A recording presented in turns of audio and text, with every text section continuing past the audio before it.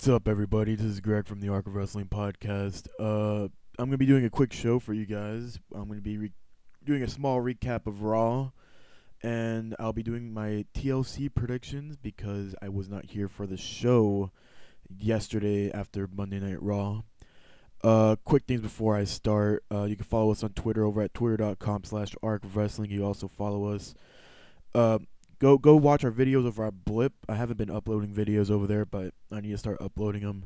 You can also find us on our Tumblr, which is thearcofwrestling.tumblr.com. You could also find our end of the year award categories, and if you want to go look at those, you could send us your predictions and what you want, what you give your awards to for the entire year of 2012. All the links will be below under the YouTube video, and I say, let's get this started. I want to do a small recap on Raw since the guys didn't do one for the show yesterday because they were a little off their game yesterday because I wasn't there. I felt Raw was actually quite a good show. It opened up very strong with Ziggler on top of the ladder. He cut a very good promo on Cena, and I felt Ziggler came off very strong and very ready for the pay-per-view. But it was when Sheamus came out, which started getting me a little weirded. Sheamus was Sheamus was Sheamus. He wasn't that great, but he wasn't, that bad. When Big Show came out and started talking and started shooting on Sheamus, I thought it was great. I think Show did an awesome shoot on Sheamus, getting ready for his match with him at the TLC pay-per-view coming this Sunday. I didn't get to watch quite much. I was doing stuff on Raw.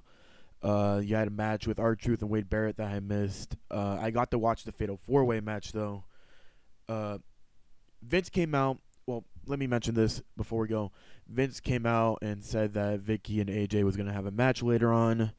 I was kind of excited to hear that but then I was also kind of weirded out because this would be a match we would have on a pay-per-view rather than on an episode of Raw. You have all these weeks building up to a Vicky AJ match, or at least a confrontation, and you're just gonna throw it on a Raw. Like, it would be good. It would have been smart if it was like a tag match, a Divas tag match.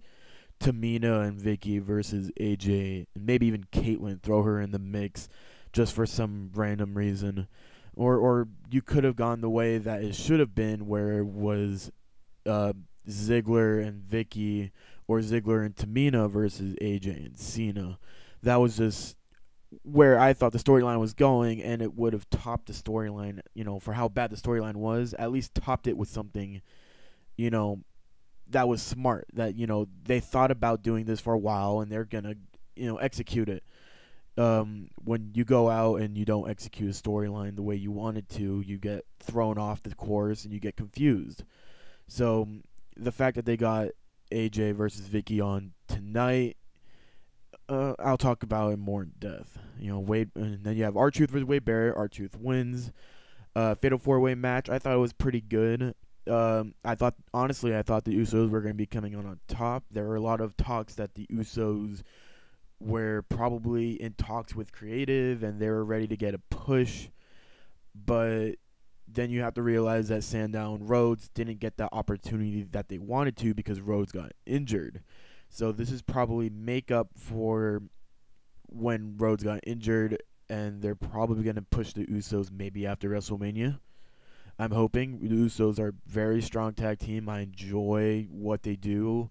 They know how to work the crowd. I think if they got a little bit more exposure, the crowd can follow them a lot faster, a lot easier, and they could get over so quickly. One thing to mention, Cody Rhodes, when he returned, he was sporting a new mustache. I think the mustache looks great. It makes Cody look a lot older, ready for, a world championship. He reminded me a lot of the Ravishing Rick Rude. You see a lot of that in Cody now. That he's a lot like Ravishing Rick Rude. He doesn't have the body like Rick Rude did, but he has a lot of, the charisma and all that going into it. And if he teams with Damian Sandow for at least a year, I would be definitely happy with that. Not only, you keep them as a tag team and you work with that and you help the tag team division build.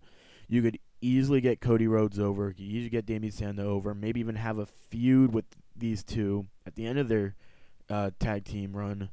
They would have a great match. Even put a title with them, maybe the U.S. title, and you could easily get these guys over. So I'm hoping the Usos get over pretty soon by WrestleMania.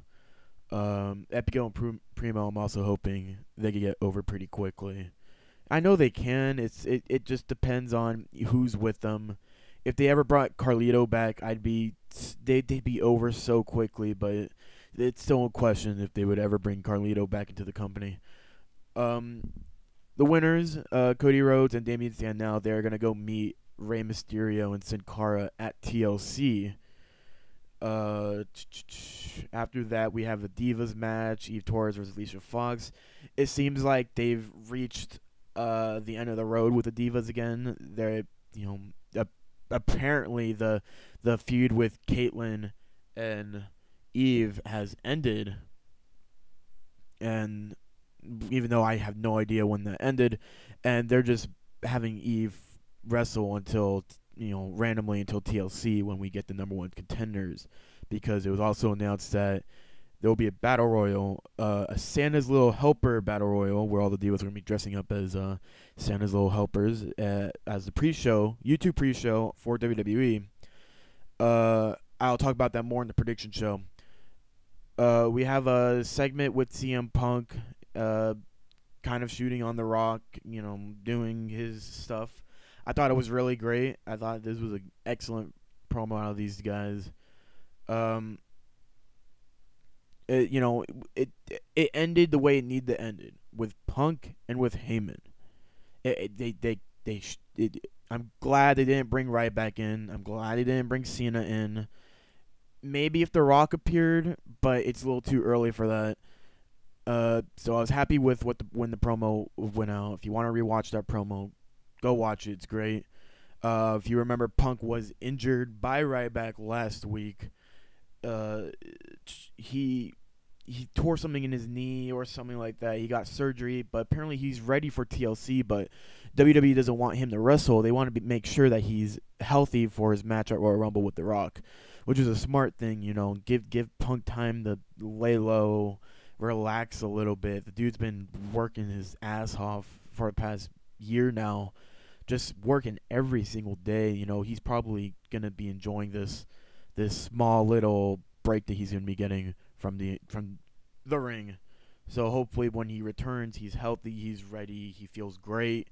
The muscles are loosened and he's ready to go in there and kick some ass, because I believe that the more time Punk gets off, the more it pushes his retirement date back, because he's going to believe, I'm feeling better, I could probably wrestle an extra couple months. Sheamus versus Ziggler, I believe probably was match of the night. I enjoyed this match tremendously. It was a long match, couple commercial breaks broke it up, but I was very happy. And if this is what we're going to be seeing from Sheamus and Ziggler in a potential feud in the future, I'm all for it. This was a great match, and I felt even ended, a great run, just this long, tension between Ziggler and Sheamus, and it finally broke in this match. I thought it was an excellent match. Probably a 4-star match right here. It was great for a Raw show. I enjoyed it tremendously. A weird segment with Great Khali and Hornswoggle with Vicky Guerrero while Vicky's stretching for her match. It's not your PG segment. It was very... Even Vince came in and he was like, this is supposed to be a family show, damn it. And he walks out. And where did that come from? I know they're teaming up Great Khali and Hornswoggle, but that was just a weird segment that came out of nowhere. And it definitely did not go with the PG rating at all. Del Rio versus Zack Ryder. Nothing too special out of it. It was actually a longer match than I expected. Del Rio wins, and then we move on to the next match, which is Vicky Guerrero versus AJ Lee. Very I was expecting kind of a beatdown, to from AJ, but then they brought in Brad Maddox again, which starts building a bridge to where Maddox is, and is Maddox working for Vicky Guerrero rather than CM Punk. Uh, they could have, while it was a great idea to bring Brad Maddox back, and you don't put him in the sidelines on NXT. Where's Tamina? You're gonna build, her return to the ring, and she's an excellent wrestler. She may not be that good of a looker, and I've heard that she's a lot better looking in person, and I'll believe that. But she's an amazing worker, and if you're gonna bring her back, keep her on TV. You want these people to hate her, you gotta constantly put her on TV every week, and you have her attack AJ, who's over as hell as a diva right now. People just absolutely love AJ.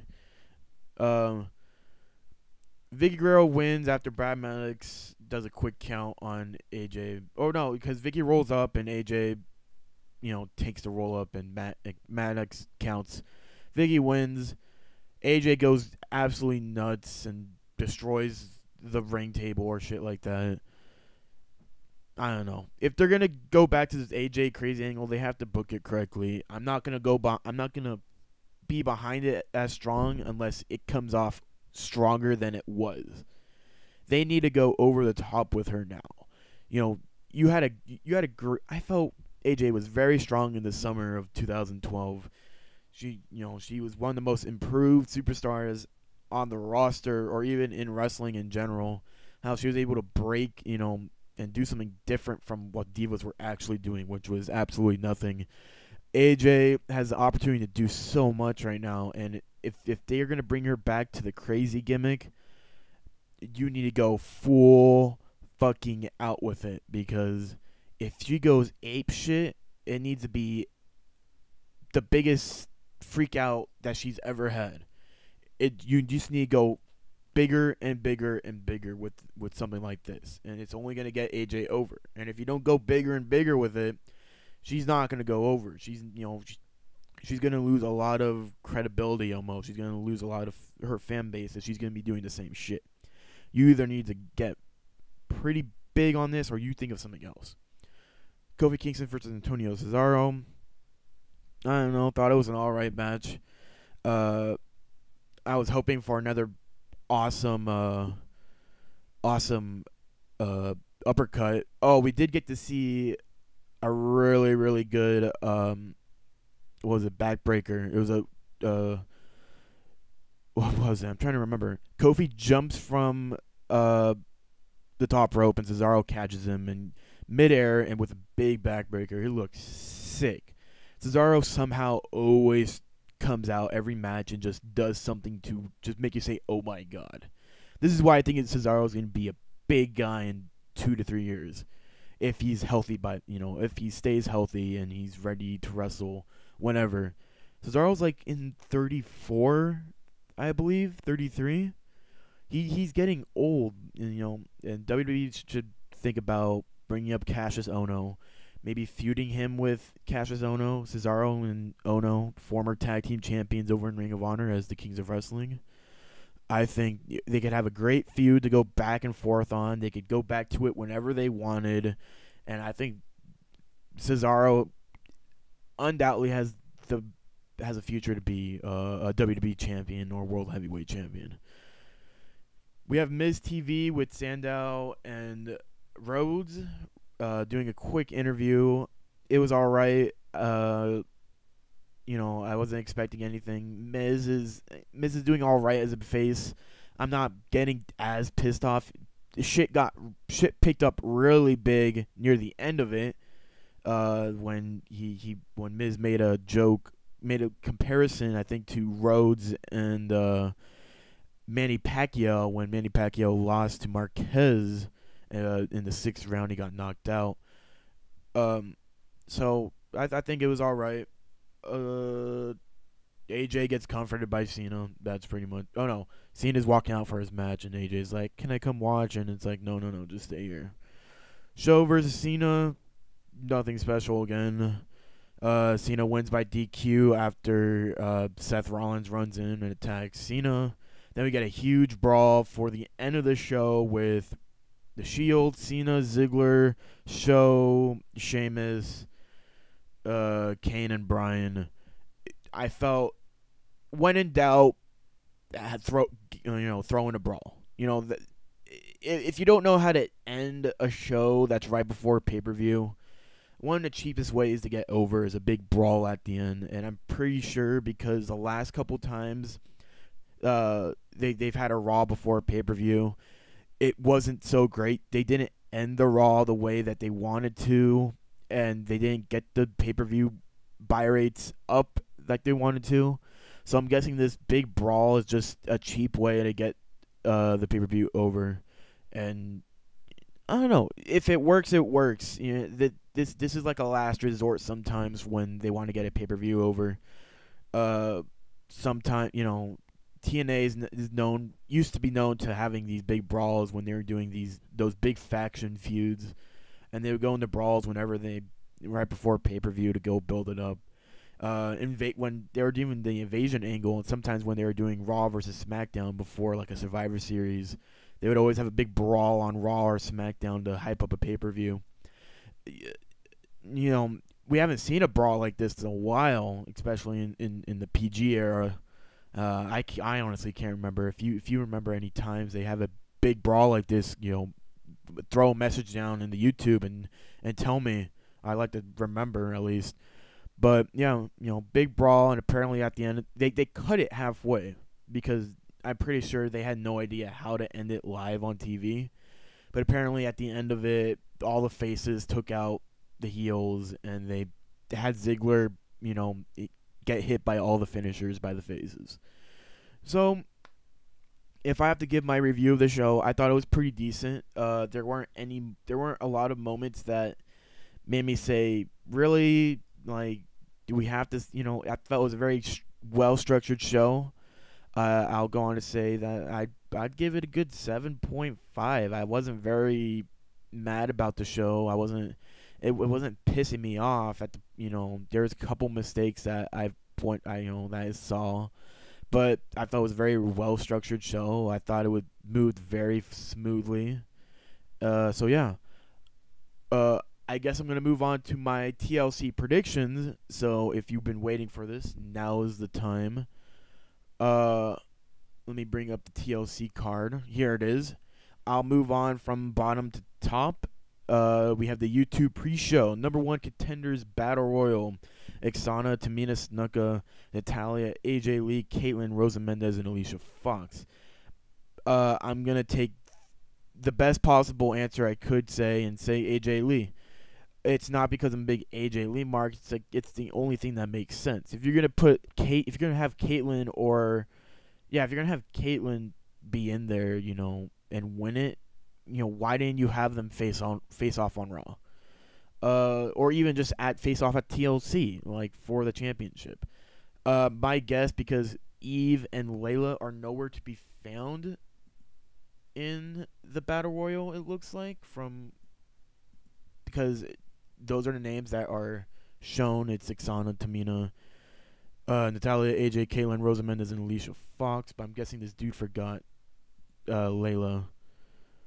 Yeah, he forgot Layla.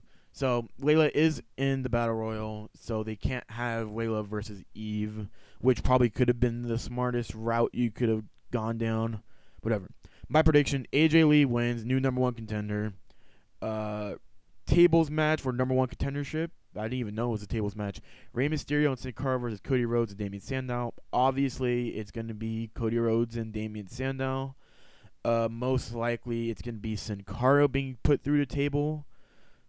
Probably by Damien Sandow. It's going to be a pretty interesting match to watch. I would have probably preferred a ladder match, but we already have a ladder match later on in the show. So, Rhodes Scholars wins, new number 1 contender shot for the tag team titles. WWE United States title match, R-Truth versus Antonio Cesaro. I don't see R-Truth leaving TLC with the United States title. I'm thinking Cesaro is going to retain. He's going to walk off as champion. Great for him. He needs to get over with these feuds. So when it comes his time, he's ready, and the crowd, is giving him a lot of heat. He's getting there. The heat is noticeable, but is not as loud as the WWE wants it to be. And I believe it could get to that level soon. WWE Intercontinental title match is a hard one for me because they haven't really done anything with Wade Barrett and Kofi Kingston. They've been building a lot between R-Truth and Cesaro, but Wade Barrett hasn't been doing much. So I'm just gonna give it to Kofi Kingston because Wade Barrett is just not a factor right now. Maybe if they continue this on to the Royal Rumble, maybe I'll see Barrett winning it. But right now, Kofi Kingston's gonna be retaining. 6-man tag TLC match: Dean Ambrose, Seth Rollins, and Roman Reigns versus Kane, Daniel Bryan, and Ryback. Shield wins. I can't, Ryback's not going to be pinned, though. Or it's going to be, most likely it's going to be Daniel Bryan being pinned by Dean Ambrose, or one of the three. He's going to be sent through a table while Ryback is dealing with something outside the ring, and Kane's dealing with something outside the ring. And, they finish off Daniel Bryan, and they win. Shield shouldn't be losing this match because if you have them lose in their first match, they lose momentum quickly. And that's just not the smartest thing to do. So, Shield wins. Ryback is out doing something. Whatever. Chairs match for the World Heavyweight title. Sheamus versus Big Show. I see Big Show retaining. Don't see Sheamus really winning right now. Maybe at Elimination Chamber. What I pretty much see is Sheamus winning at Elimination Chamber and Ziggler cashing in. What that means at the ladder match for the Money in the Bank briefcase, John Cena versus Dolph Ziggler. Dolph Ziggler wins. No way, no how they're gonna have Cena win the Money in the Bank briefcase. This is just filler for Cena until he's ready for WrestleMania, the road to WrestleMania, and when he's probably gonna be facing The Rock for the WWE title, or he's gonna be facing The Undertaker. Or he could be facing CM Punk for the WWE title at the end of WrestleMania, and that long feud that we've been wanting to see end. Those are the predictions for TLC. I'll go over them one more time. AJ wins the number 1 Battle Royal on the YouTube pre-show. Cody Rhodes and Damian Sandow wins the number 1 contendership for the tag team titles in the tables match. Cesaro retains. Kingston retains. Shield wins in their 6-man TLC match. Big Show retains, and Ziggler retains his Money in the Bank briefcase. Those are my TLC predictions, and we'll go on to the last segment where I'm going to talk about some news that I wanted to cover for last week, but I didn't get to be here for the show. One of the things that's been catching my eye is there's been a lot of Colt Cabana shit WWE's been releasing. Even though there's been a lot of talk that it's just for WWE's Hanukkah season, the Hanukkah week that's supposed to be there. Apparently Colt Cabana was backstage at Raw this week. Maybe he was there to talk to Triple H. Last time Colt Cabana was in WWE as Scotty Goldman, he was released, and there was apparent heat between him and John Cena. But apparently, what I've been hearing is Cena's been becoming a bigger fan of Colt Cabana as of late because of CM Punk. So, if this is sign that Colt Cabana is returning to the WWE, one of my big questions is what will happen to his podcast, The Art of Wrestling, something that I listen to every week. Great podcast if you guys want to listen to it. Art of Wrestling by Colt Cabana. Just search it up on Google. Great shit. He talks to different wrestlers, and you get to know more about the company and its back work, and it's great. He does great work on it. If Colt Cabana does come back, I think it'd be great. Even though, what would he do if he does come back? I would love to see him, at least fight or at least team up with Punk in some way, just for a little bit. It doesn't have to be for too long. Since we already know, Punk's association with Cole, it'd be a nice moment between them because, Punk mentioned him in his shoot promo back in July of 2011. June. Yeah. So Colt possibly coming back. Cross your fingers. Hopefully, we'll see the best. Maria Kanellis, former WWE diva, has been teasing that her and her fiance Mike Bennett, who is a Ring of Honor wrestler who's really good in the ring, are heading to the big leagues. He didn't say what big leagues. She tweeted that they were heading to a show that could be one of their last shows they go to in the Indies.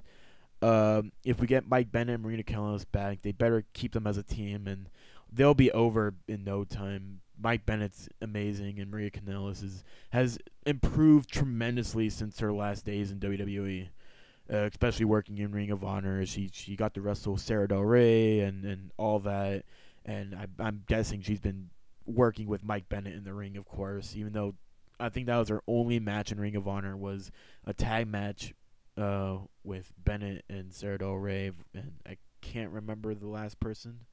I think it was Davey Richards. Not quite too sure about that. Another talk about thing. There's WWE's talking about bringing back to a couple mid carders to help the mid card division right now. Apparently, two names that have been brought up are MVP and Shelton Benjamin, but it's weird because Shelton Benjamin is still in Ring of Honor, and MVP is still working in New Japan. So I'm not sure how they're going to be taking either of those guys out. Because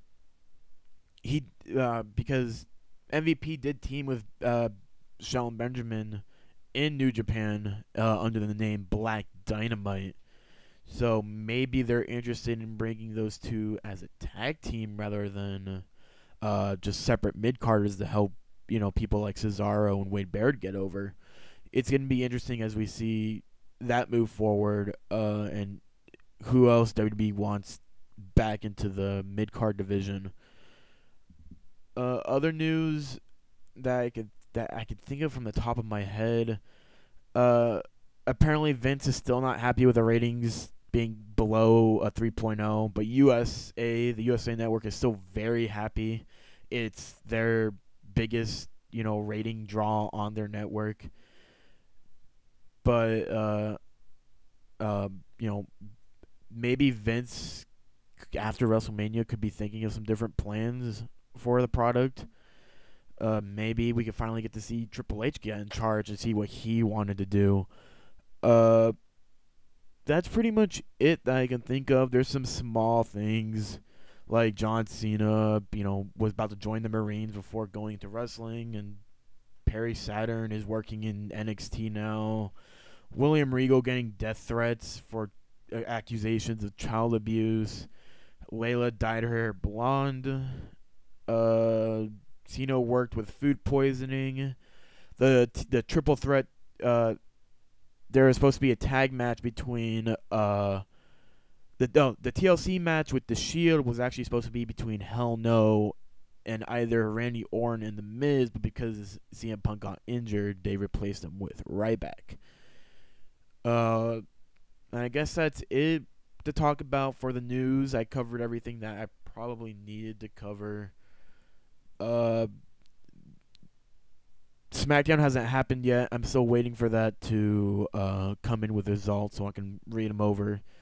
So my predictions are set. If I need to redo a prediction show for right before the show, it'll be great for me. A couple things to talk about. One thing is we will. It's been confirmed by Duel himself that Duel from New Legacy will be joining us for our end of the year show, which will be live after Monday Night Raw next week after the Slammy Awards, because WWE will be having their end of the year Slammy Awards the same day we'll be doing our end of the year award show. So Duel from New Legacy will be on. I cannot confirm anyone else for that show, but I will give everybody an update, possibly on Twitter before the show, on anybody else coming in. So that's all I will say right now. We're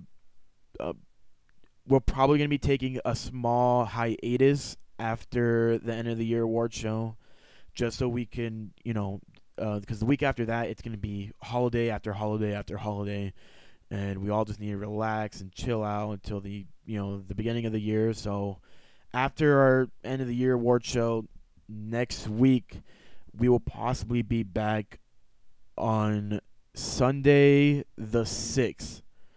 That's the first Sunday in January. So expect us back on that date. But remember, we have an end of year war show on Monday the 17th, but we will also be having a live pay-per-view for TLC on the 16th. So mark your calendars for that if you want to watch us live. I guess we can just end the show here. Follow us on Twitter again, twitter.com/Arc of Wrestling. If you're watching this on YouTube, please subscribe. We try to post shows every week for you guys. You can find us on Facebook, find us on Tumblr. Again, thearcofwrestling.tumblr.com.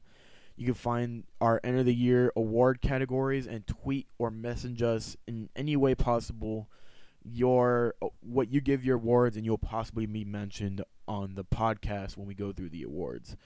So thanks again. This is my little show that I wanted to give you guys because I haven't been too active with the podcast lately because I've been busy with a guest over at my house who's been here for 2 weeks and a lot of work and my finals this week and everything. But I got to give you guys a show and enjoyed it tremendously. So I'll catch you guys Sunday. I may do a stream of Walking Dead Thursday. I'm still debating on what I'm actually doing. If not Thursday, maybe Friday. If not Friday, definitely before the podcast on Sunday, because I'm probably going to be busy on Saturday. So expect more Walking Dead on the live stream. I'm going to try to finish that show. I didn't play much of it when I first played it, but I definitely want to finish that game. It's been voted Game of the Year 1,000 times, I think. So, yeah. So just catch us on Sunday, and I hope you guys enjoyed this as much as I did. Bye.